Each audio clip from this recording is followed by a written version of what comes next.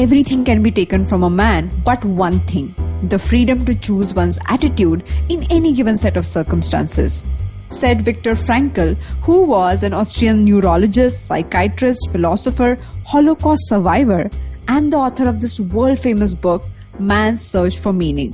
You might have heard me quoting him multiple times by now. I'm starting today's episode on this note as our guest has a similar kind of story to share.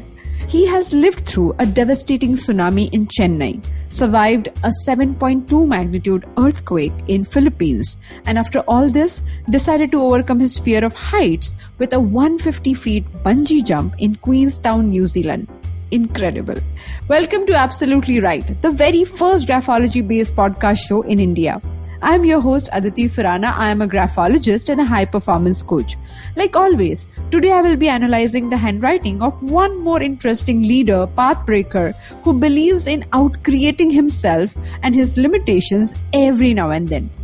Vikram Kota is a Chief Operating Officer at GRT Hotels, food stylist, biohacker, model, actor, speaker, and an author of his new book, Mojo in a Mango Tree: Lessons from Hospitality for New Age Leaders. Vikram has conceptualized several award-winning hotels and restaurants. From childhood memories to leadership conflicts post-lockdown in his hospitality industry, we delve into a lot of things.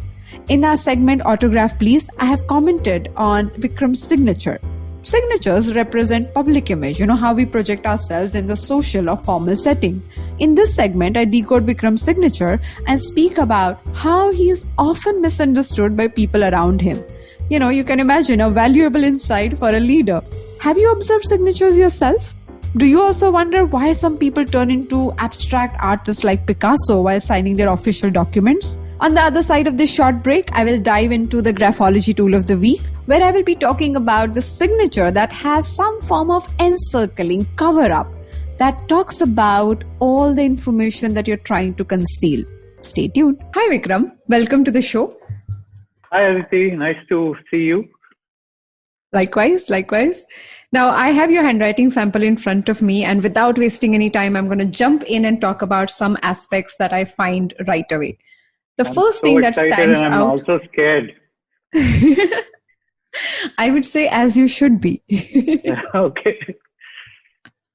So as I look at your handwriting, one thing that comes to my mind as the first thing is your ability to evaluate information. You walk into any room, any situation, and you quickly analyze things for what they are, black and white. And sometimes people wonder, how do you do that so quickly, how you manage to do that so quickly? But that is because you are evaluative, you're highly analytical. I've spoken about this trait in our previous episode, but when somebody writes their letters with angular formation, so when you write your letter M, it has that angular formation. All of them are like little pointed mountains there. When that formation is prevalent in anybody's writing, it talks about how this person is evaluative, analytical, and constantly gathering information. Yeah, I think most of the time I realize that this is very true. Because people generally, when I walk into meetings, I'm able to gauge the mood of the people, and I'm able to actually preempt of what's going to happen in the meeting. So people are sometimes wondering whether I have some other information and how did I come into the room and make out. But I guess I'm able to get this because for a long time, I had this kind of a vision where when I go in and I see something, I'm able to see all the details which some of the other people are not able to see. And I think it's one of the traits of a hotelier that we are so picky and we are so very clued to details. So I'm able to pick up more than the inanimate cues. I'm able to pick up cues from people's emotions. So I think what you're saying is absolutely true. So when that happens, your connection with the team is much deeper. So you must have seen that people come back to meet you, visit you after many years of working with you, or after having left the organization that you represent, just to connect with you on a human level, on a personal level, because what they learn being with you generally is a steeper learning curve than other experiences that they go through, because you stretch yourself.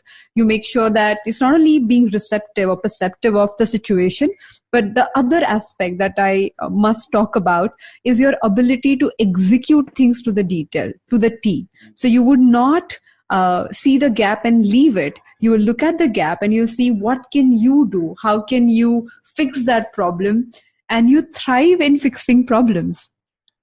Yeah, I love actually challenges, and most of hoteliers' work is through when we do every minute is a different thing in hotels. So you actually Right. can't plan a day to the T. We have a very broad plan in when we are working in hotels, and we take it as it comes, because there are so many situations which come in, and we have to get into those details, and we have to solve those problems. And as you know, the past decade, I think hotel has been is equal to uncertainty. I think we had so Sure. many disasters from 2001, where the WTC attack, and then Sure. then we Sure. had the Taj terror attack, then we had the tsunami, and then we had the Chennai floods, and then we had the 2008 crash, and of course now the pandemic. So I Yep. think the hospitality industry, unless you're clued on and you enjoy working in the challenging spaces, it's not going to be enjoyable. And I enjoy my job, so I guess it's inbuilt in me that I enjoy these challenges. I'm glad that it is coming out through my handwriting. Yeah, which also means it's part of your personality. So, you know how we Yeah, talk about personality matching the profession. In your case, it yeah. is definitely matching your profession, because if you wouldn't have picked up this career, you would have been a problem solver in whichever field you would have chosen. So I'm happy for you that you picked this career where you have to do it every single day. And now you're saying also that I picked this. For your information, I picked my career when I was a 13-year-old boy. So I walked into a hotel, five-star hotel one day, and then I said that this is what excites me. When I go into a hotel, I see these small details. I walked into a large lobby of a five-star Mm, hotel to see an uncle, NRI uncle. mm, And then I saw the entire vibe, the people dressed in suits and the ladies dressed in nice silk saris, and the guests drinking wine and eating good food with great cutlery. And the entire vibe was so good. I said that has to be my profession, because I knew that time that I will thrive in this environment, because I love this excitement, the dynamism of the entire place, and also the challenges it poses. I could see that people were having different situations in different pockets of the lobby, and yet it was looking as if it is one entire whole scene which was going on. So that's what excited me when I was a 13-year-old boy, and it made me do hotel management when it was not so popular during those days. I believe My so. father, yeah, my father wanted me to become a doctor. You know, the narrative in maybe 20, 30 years back, the narrative was that you have to either become a doctor or an engineer to be successful, Right? to be We called grew up in successful. that generation Yeah, where yeah. every parent wanted their child to choose only one of these two options. One of these Agree? two options. So I was also pushed towards it, but somehow my passion was so strong that I wanted to become a hotelier, that I made sure that I ran away from home. I went into college. I got inducted into a hotel management college in Bangalore, Wow. and I asked my grandmother to pay my fees. I told her that I will pay her back, and that's how I did my hotel management course and got into Wow. the Taj Hotel. That's amazing. That's Yeah. inspiring to even hear. Now, you know, people do have clarity about what they want to do, but having the courage to support it and having the willingness and tenacity to see through that dream and that idea, I think that's really amazing. And when you So, say now that I chose the right profession, it makes me so happy, because it's a kind of endorsement that what I chose was the correct one for me. And I also want to bring back the conversation we began, the point that we began the conversation with, where I said the angular formation, observation skills, and really looking at things for what they are. Now, even that 13-year-old Vikram knew about those aspects. He brought that exact observation skill, which now you ride on, thrive on, bring in different forms now. But even that time, it was the same skill, which is innate and given to you, and you're applying it. So I'm very happy for you, and I'm very happy for our listeners to get to hear one more story, which is so inspiring. Thank you for sharing that. Thank you. So Vikram, over to you. What questions do you have for me? So I just want to have a couple of questions. I just want to know now this so much of uncertainty, they're saying new normal, and everywhere people are unsettled, especially the hospitality industry is going through a lot of trouble. So sometimes what happens is that the entire team, they're thinking in different ways. I mean, they have their own pressures, work from home, and then salary cuts and furloughs, and a lot of these things are happening. So is there any specific way which I can deal with these problems and carry my team with my personality? Do you see anything in my handwriting which you feel that I should use it as a strength to get the team together to perform as a unit? Okay, I think that's a great question. Now, I was talking about, I'm going to break it graphologically as I answer this, because there are so many beautiful nuances I can bring to this conversation here. Now, we have something called imaginary baseline, imaginary line on which we write. So we asked you to write on a blank sheet of paper, and that gives me the space to see where your handwriting is moving upward, downward, straight. Now, in your case, you have a combination of that, which means sometimes your handwriting goes upward and sometimes it goes straight. Last few lines in your sample, the handwriting is going up and down both together. Now, let me explain what it means. It first part shows where the handwriting goes up, talks about enthusiasm that you bring to the table. So problem solving, picking up anything that is not working and making it functional. Again, you, as I mentioned, you thrive on that. Second part, where the baseline is straight, which talks about a focused approach to pick anything and go for it. Like a car racing driver, you just want to go to that final result right away. The third aspect is where the baseline shows that it is going up and down and up and down. Talks about a mind that is confused about where the solution should come from. Now, when you are unclear, it is almost impossible for you to deal with any team member, no matter how much you wish to be there for them.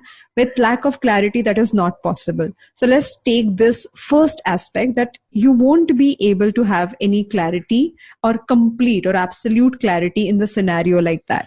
But you are beating yourself up for not having that clarity. So in terms of your personality aspect, it's not like forcing yourself to get the clarity will solve the problem, but rather accepting yourself, accepting this for you, that I won't have clarity for next 6 months, might reduce the plight and the pain and the agony that you are experiencing right now, because it is getting to you. So from that unstable platform, guiding anyone else won't be available as a person. So first thing is, like, if you say that, okay, for this stipulated period of time, I'm just going to show up and deal with situation at hand the way things are going, the way you did in many, many situations. But because being the analytical person, you want to bring utmost clarity, and that is not happening. So you're not seeing the value that you're adding here. And this is where the inner conflict is coming to surface. So my request to you after seeing these aspects is, make sure that you allow yourself to be part of the team and not only be the leader who have all the solutions. I think that's a very good advice you're giving. I think that also connects to my next thing which I had in mind, that I'm a kind of a hyper person. I'm very anxious and I try to get things done very fast, and I want to do it perfectly, and I believe in excellence. But sometimes in this team, especially nowadays, the present situation, I don't feel that all the members in the team are traveling together with me. So sometimes there are some guys who are lagging behind, And this makes me very anxious. They're not on the same wavelength which I'm thinking on. I'm trying to put back the business online, and we are trying to change the format of business. You know, in hospitality now, the business hotels are down because there's no travel, but the Right. leisure hotels are doing very well. So we are trying to see whether we can change our pattern of business where we get more leisure people, more domestic. We are trying to attract more domestic clients more than international clients. And we are also seeing whether we can do door delivery of food, door delivery of other services like Right. housekeeping services, laundry services. But you know, some of the people in the team, they're not open to change, which is really bothering me. So I was wondering, how do I look at this? Should I just be patient and take it slowly? Then I lose the race. I feel we will lose the race because there's a lot of competition coming around. Otherwise, what do I do? I mean, do I get new people on the team, or should I just inspire these people to reach up to that spot, or how do I deal with this? Okay. Again, an amazing question, which is so loaded and has so many aspects to look at. Now, when we look at any personal leadership style, any person, standing there and getting the team together, he requires to look at situations in front of him and look at how can he go around them instead of always fighting them. Now, let me talk about impatience as a behavioral aspect. What is impatience? Whatever will happen tomorrow, I want to make sure that I'm prepared, I'm ready for that problem, that challenge, that opportunity right away. And if I do not do according to me, whatever I think is right, correct, required, must, right away, then I will miss that bus tomorrow. It's literally believing that if I don't walk these 2 steps and if all my team does not walk it with me, then we are gone, we are doomed. So the actual messaging, the actual conversation in your mind is about how things may go wrong, how things will not work. And if they don't fight this, if they don't wake up and if they don't go about it, then we are gone, which could be a reality. I am not denying that. We are in a situation where this is happening and many hotels are kind of struggling with that situation. So your fear is valid.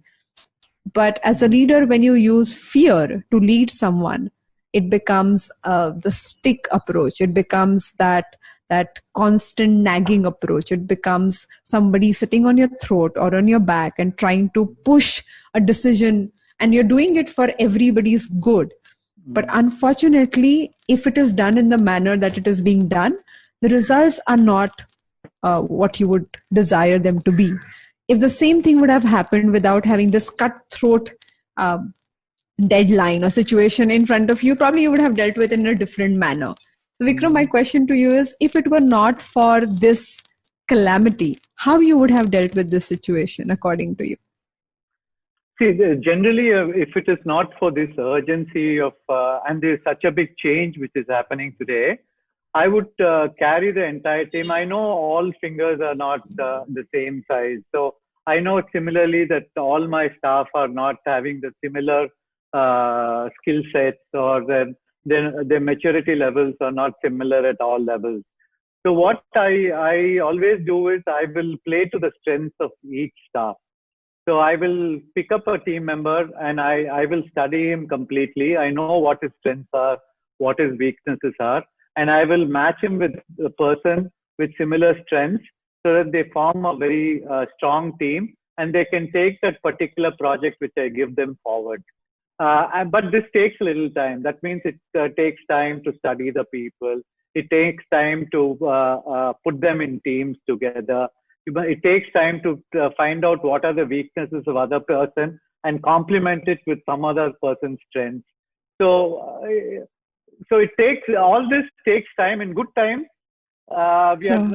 we can do this because there is enough time, and then the projects are not so time bound, and there is not so much of pressure on the revenues which are not coming in. The revenue streams are now all changed. Now with this big change, I feel like you said, that impatience. Maybe, I mean, it may still work, but we have not tried. It's only since September we are open, the hotels. So we are we are seeing things that it's a completely new scenario. It's like we are starting at ground zero and how we have to rebuild the entire thing. So that's when I'm getting a little anxious saying, okay, if this is the scenario, we have to change fast. We have to make sure that all the forces work together and then we have a common objective so that the outcomes are good. And this might last for a year or two. So we have to be prepared for that. So this is where my dilemma was. And I think, like you said, I think I'll have to take it slow and make sure that I go back to my pre-COVID way of leading people rather than hurrying things up. So pre-COVID times had that time on your hand, but at the same time, you were more relaxed. So probably what you really need to work on is, though you're walking into this battlefield, a commander requires that level of calmness and firmness. Even if you know that the battle may or may not be won, you have to carry out your operations. Now you're doing everything, but not being firm or calm in the situation right now. I am requesting in both your questions that you really require to probably go back to your drawing board or go back to your notepad and figure out what is your clarity for next 3 months, not for next 1 year, because we won't have that, but just for next 3 months, and see how you can bring that clarity and make it very, very clear to your team and keep looking at it as a battlefield. I think that perspective by itself will become really, really helpful. I guess what you're saying is correct, because I also feel that I'm a kind of now the present situation, I'm kind of trying to control everything. And I know that we can't control everything. And nothing I'm happy you said it on your own. Yeah. Oh, really? Does it come to? Okay. So I realize that I'm trying to control too many things, and I know that we cannot control, and it has to happen as it happens. So I'm trying to work on that also and see whether I'm not becoming a control freak because of that anxiety to make sure that the hotels or the brand which we built for so many years, 15, 20 years, continues in the same pace. Right. We're also doing new hotels, and there is also pressure on getting these hotels ready in the present scenario. There is no, the migrant workers are not there. So all have gone back. So we are working with very small teams. The same work which was being done with larger teams, it's trying to accomplish with smaller teams. So I guess, I think all this adds up to this entire situation. Whichever way we look at it, it's not easy for sure. It is a battlefield, and keeping all these moving parts in mind, it is really, really tough. But I'm reminded of one of the sentences I learned from my teacher. He used to say that being in control requires you to be calmer. Being controlling is where we get hyper, and controlling is about pre-deciding other people's actions and the results that may carry. And being in control is being willing to play with the uncertainty. I think very well said. I think that's a good advice your teacher has given. And I think I should try and sit back and relax and look at things more clearly and with clarity rather than think too far ahead. Great. Yeah. So next question, please. Yeah, I have another question, which is more a question about parenting. So I don't know whether that comes out in my personality or not. So like I told you earlier, I grew up with my grandmother. Okay. Because my father used to work in quite remote places. He was in charge of the materials in large projects like dams and things like that. So obviously these dams are all in very remote places. So there was no education there. There was no schooling there. So for consistency of schooling, we grew up with my grandmother. So at that time, I was very disappointed with my parents because I felt they kind of abandoned me. I didn't get their guidance and stuff like that. So maybe that has a deep rooted kind of psyche in my psyche. And today I'm overbearing. I'm trying to compensate that with my daughter, and I'm trying to do everything more for my daughter, which she hates it. So again, I think it's a problem of being able to tell her that I'm there for you in everything, but she doesn't want Right. that to happen. Sure. So, Sure. so do you have a solution for that and how to get over that? So first thing first, when it comes to how much involvement should I show and how much control should I take, there is a slight difference. So when it is about involvement, is being there for the other person. When it's about controlling the situation so that she won't suffer, she won't fall, she won't, go through something that you don't want her to, is being in charge of all the uncertainty that you cannot control, and thereby you'll end up limiting her and you realize it. But that whole fear, so it's not about the action. The same action done from a space where you want to encourage her is different. But when the same action is done from fear, so I always say this to my clients, that it's the motive behind the actions that decide the experience of the action. It's not always, Okay. and especially in relationships, it's so important. And last week we dropped this episode on love language, and that's applicable to any relationship. We spoke about couples, but it's applicable to Okay. any relationship. So knowing what is the love language of the other person and speaking to them in the manner they want to be understood requires us to step out of our story. And with the kind Okay. of impatience that you show in your handwriting, it also brings in temper. So you do it out of concern, but when you land up communicating it, you sound temperamental. You snap, you kind of do it in a manner that you're not angry, but you just snap so that the person is scared enough to just follow your instructions so that you can move forward and avoid the problem. So Okay. if she has to go through her journey, she has to go through that journey, and no matter what you try, she will go through it. So I think that is, I think we have spoken about it. I don't want to bring in one more angle to speak about controlling. I think we have covered that one. Okay. So I also feel that the millennial mindset is very different from the earlier Completely. generation. And I think they think very differently, and their aspirations are very different.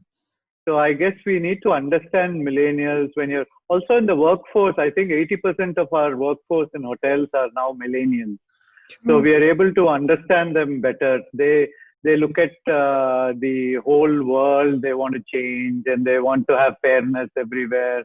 And they are very idealistic and stuff like that. So I guess we need to get used to the working with this new millennial workforce.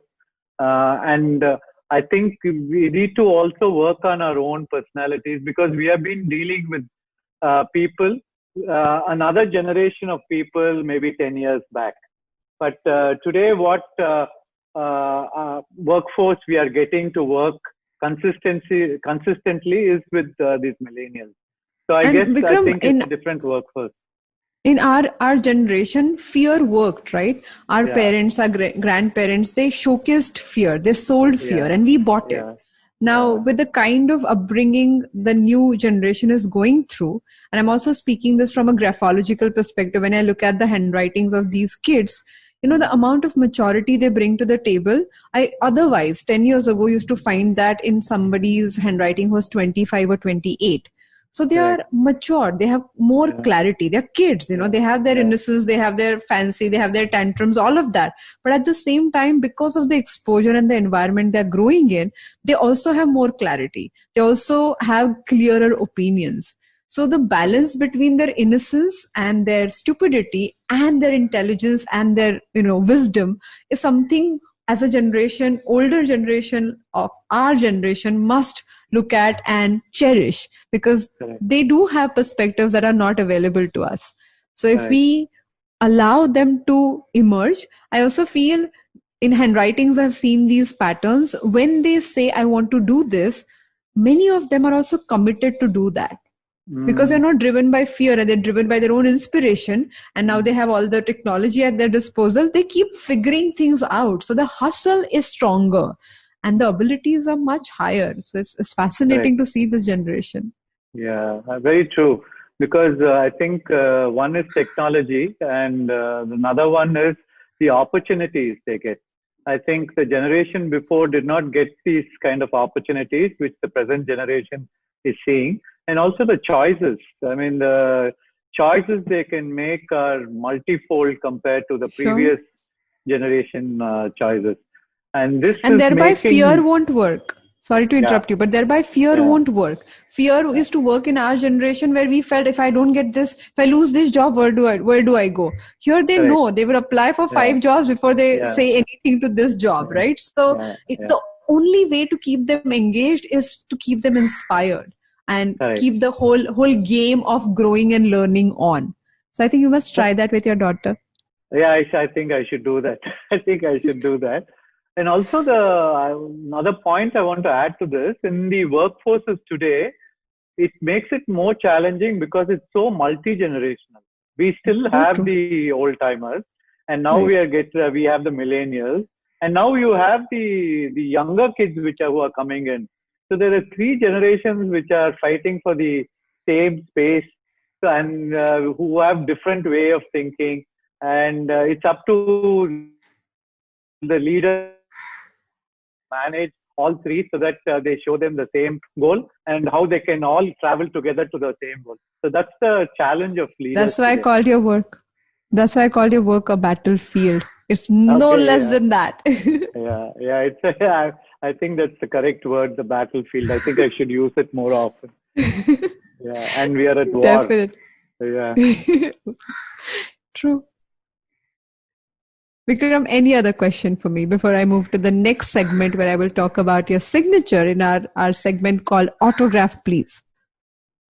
Okay, I'm actually waiting to hear that. So let's move on to the next segment. Sounds great. Okay. So in the next segment, which is called Autograph, Please, I'm going to talk about the difference between your public image and your personal image through your signature and your handwriting. So you know how signatures we use only for our official reasons, thereby we use them to represent ourselves in a certain formal setting. Now, interestingly, signatures give the information about how you behave when you walk into your office, when you walk out of your house, when you walk in any social or formal setting. Whereas handwriting talks about who you are in person, in private, with your family members, so the real self. And the gap is always, seen as a misunderstanding between who you are and who you are perceived by other people to be. Okay. So I'm going to talk about certain clear gaps there. The first thing is people believe that when you get into a situation, you're very passionate and you're very emotional and you cannot let go of the projects without having done the best.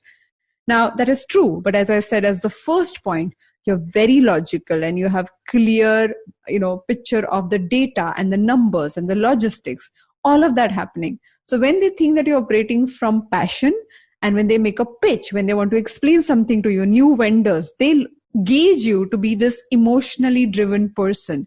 And they give you all the reasons which are about how nice things are and how beautiful they are and, all the things that would be appealing to an emotional person, which do not work for you because you're like, okay, give me the numbers, give me the data, give me the exact points.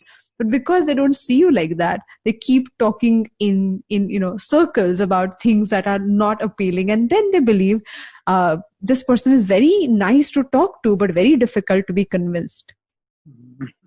Very true. I think it happens most of the time. In fact, yesterday I had a vendor who was trying to sell me the signature scents for our lobbies. Okay. So he was, like you said, he was going on about how beautiful it is and how people will enjoy and how you can have the coffee smell and how you can entice them to come into the restaurant with fresh bread smell. But all I wanted to know was how much does it cost and how much does it cost per hour? How do you put it? And how do we know that so much scent would work for so many square feet?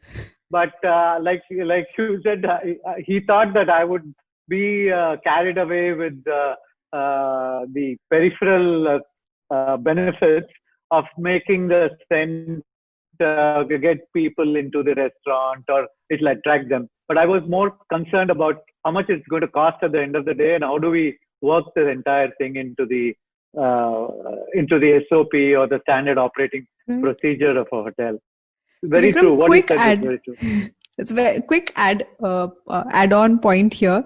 So when you're talking about your team not feeling that you're moving with that pace and all of that, is also because they still look at you as this passionate person.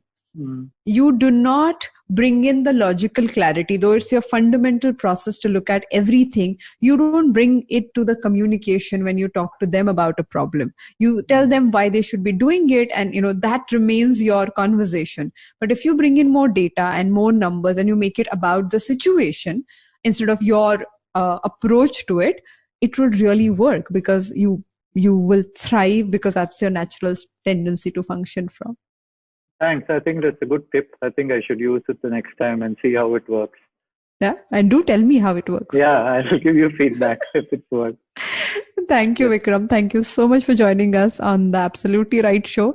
And I must say that, the kind of vulnerability you brought in and speaking about different aspects, it is really amazing to see how at a leadership position, you're still willing to learn and take the conversation and your own journey to the next level. Thank you so much. Thank you, Aditi. Thank you. I think it was a very learning for me. I think I never knew that graphology could actually give solutions to a lot of leadership challenges.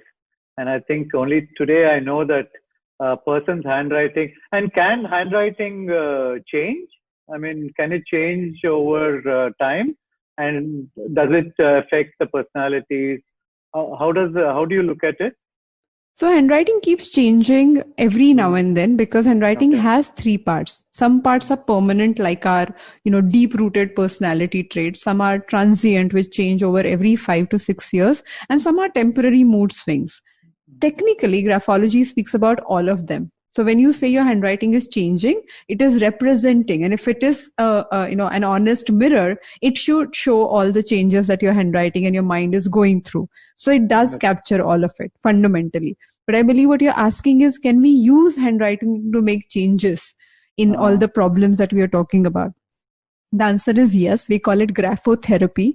It's a specific way where you repeat certain strokes over and over again to reverse engineer. That's a very strong word to use for a psychological behavioral thing.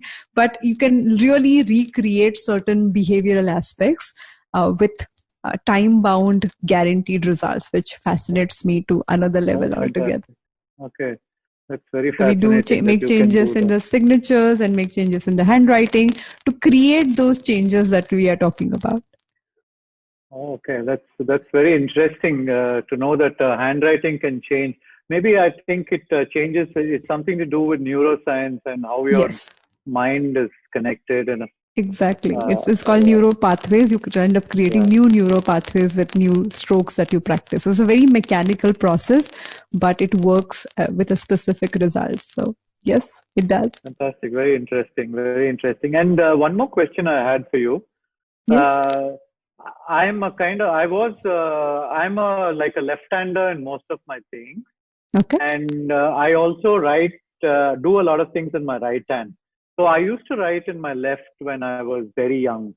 And then in school, they changed my hand to right hand. So I can write both in my left and right. Obviously, I haven't been practicing writing with my left, but I can still do like all my racket games. And even if I have to pick up something, it's always my dominant hand is left. And the right hand, maybe out of using it more often. And also, maybe I can also do some work with my right hand. I'm kind of ambidextrous. Do you think that will also affect handwriting, or will it also affect personality? How do you read this? So, two aspects to it. Your handwriting is your brain writing. So no matter how you look at it, technically on the paper, it does not talk about which hand you use to write. It's your brain writing. So it talks about your personality from that perspective. But yes, the impact that you're talking about is definitely related to being forced to change your preference and being forced to use your not dominating hand to, make it dominate. Now, those things deal with lot of otherwise trauma and otherwise confusion. But I do not see that confusion very evident in your handwriting. So the way it was done, it was not done with abusive mechanisms. No, it was not done at all, yeah. with a lot of persuasion. So I sense that it wasn't a traumatic experience for you. So I don't see a big shift because of that. Okay, I think you're true. I think it was not at all traumatic, and I don't even remember it. This was what was told to me by my mother, that I used to write in my left when I started off, and then slowly the teachers in school persuaded me to write in my right. But I now can write in both my hands. And they say ambidextrous people are more creative and logical at the same time because they can access both sides of the brain, which research is still in dispute. So that's why I didn't mention that, because the whole right brain, left brain research is constantly being, refuted by people. So that's why I didn't mention that point. But yes, graphology talks about brain writing. So what I see is not necessarily a conflicting space here. Okay, good, great. I think it was a great conversation, and I think I learned a lot. Likewise. Thank you for this. Thank you. Likewise. Thank you, Vikram. Mystery, thrillers, or even detective novels thrive on the presence of an undercover agent, a person who is an active part of the narrative, but you cannot clearly define his personality. Someone who may know a lot about you, but you do not know much about him. The same analogy is applicable to our graphology tool of the week, signatures with some sort of encircling, a hood, or a cover, you may say. As I've been saying over and over again, signatures are poetic. Signature analysis is a world of its own. A stroke or two can reveal a lot of information, much more than one can fathom. When someone encircles a signature, or even a part of it, then without their knowledge, they're trying to keep some information about their personal or professional life concealed. It works as a protective shield when they walk into vulnerable situations. We can compare it with, say, a sunscreen lotion, PE suit, COVID mask, or even ghungat or burqa. In all these varied situations, a cover or a shield is needed to survive in that social, emotional, or physical situation. A similar thought is applicable when it comes to the signature with encircling, like a cocoon. I've heard people judging this trait negatively. They make blatant remarks like, "Oh my, trying to hide something, huh? This person is not good. This is a bad signature, I tell you." Before we judge anybody, let's take a moment to understand why this writer does this encircling. That simple stroke represents the barrier the writer wishes to build. It's a psychological protective wall that keeps other people's judgments and criticism at bay. This writer is hiding something from the world. Hiding is needed as showing up is painful. Cover up is required as the rejection and dejection is hurtful. The psychological barrier represented in signature actually talks about deeper concerns like things he or she is insecure about or uncomfortable with. Before you judge anyone, let me remind you the famous line by poet Charles Bukowski: "The empty, the angry, the lonely, the tricked. We are all museums of fear." If you or anyone you know has this encircling stroke in their signature, then remember, talking to people about your deepest, darkest problem is not your easiest thing to do. So make sure that you use handwritten journaling. You cannot keep all these emotions inside, they become toxic. Finding an outlet is crucial. How to journal, you ask? It's simple. Take a ruled book, a ballpoint pen, and write down this question I'm about to ask you, and then pen down all your thoughts. By that I mean all of them. Do not edit, filter, or rationalize anything when you're writing. Don't even try to make sense of it. Just write.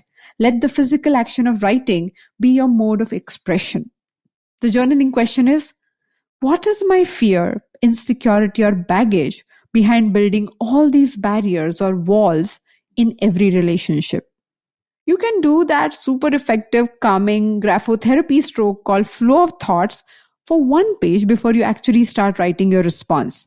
Our regular listeners already know what I'm referring to, but if you're new here, then go ahead and download this journaling worksheet PDF from aditisurana.com/podcast. It has all the explanation about the stroke of graphotherapy that I just mentioned.